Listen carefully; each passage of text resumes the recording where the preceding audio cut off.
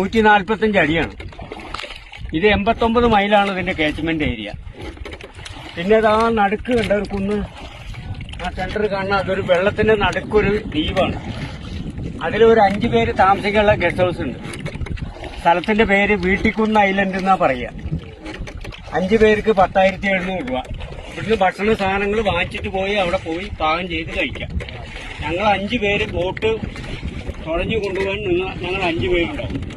ഇതല്ല, ഫൈബർ ബോട്ടാണ്. അത് 5 പേര് തുഴഞ്ഞാൽ 1 മണിക്കൂർ തുഴഞ്ഞാലേ അവിടെ എത്തുള്ളൂ. ഇന്ന് കാണുമ്പോൾ അടുത്താണ്. 1 മണിക്കൂർ തുഴയണം അവിടെ എത്താൻ. ആ ദ്വീപിലേക്ക് ആന, കാട്ടുപോത്ത്, മാനൊക്കെ നീന്തി കയറുന്ന സ്ഥലമാണ്. അങ്ങനെയുള്ള ഒരു പാക്കേജാണ്. പാക്കേജ് എന്ന് പറഞ്ഞാൽ വിത്തൗട്ട് ഫുഡ്.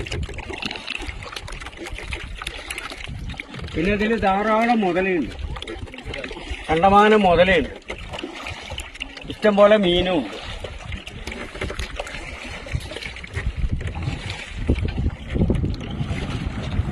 പിന്നെ നമ്മളിതുപോലെ വണ്ടിയിൽ വന്നിട്ട് തിരിച്ചു പോയിട്ട് മൃഗങ്ങളെ കണ്ടില്ല എന്ന് പറഞ്ഞിട്ട് കാര്യമില്ല. ഇവിടെ നിറയെ പാക്കേജ് ഉണ്ട്. ഏതെങ്കിലും ഒരു പാക്കേജിൽ നമ്മൾ താമസിക്കാനുള്ള കണ്ടീഷനിൽ വരണം. അപ്പൊ നമുക്ക് ധാരാളം കാണാൻ പറ്റും.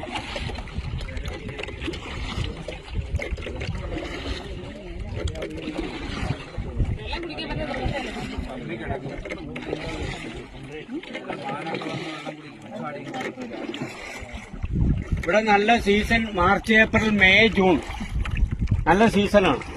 ഇതിലൊരു 75 അടി വെള്ളം തമിഴ്നാട്ടിലേക്ക് കൊണ്ടുപോകും. മെയ് മാസം ആകുമ്പോഴേക്ക് ഏറെക്കുറെ കുറയും. ഇപ്പോ ഏതാണ്ട് ഒരു 15-20 അടി വെള്ളം കുറഞ്ഞു. അപ്പൊ ഈ വെള്ളം കുറയുമ്പോ കണ്ടോ, കരയിൽ കണ്ടോ പച്ചപ്പായിട്ട് കാണുന്നില്ല, പുല്ല് നിറയെ മുളയ്ക്കും. ആ സമയത്ത് മൃഗങ്ങൾ മൊത്തം വെള്ളത്തിന്റെ സൈഡിൽ കൂടെ തന്നെ ഇഷ്ടംപോലെ കാണാൻ പറ്റും.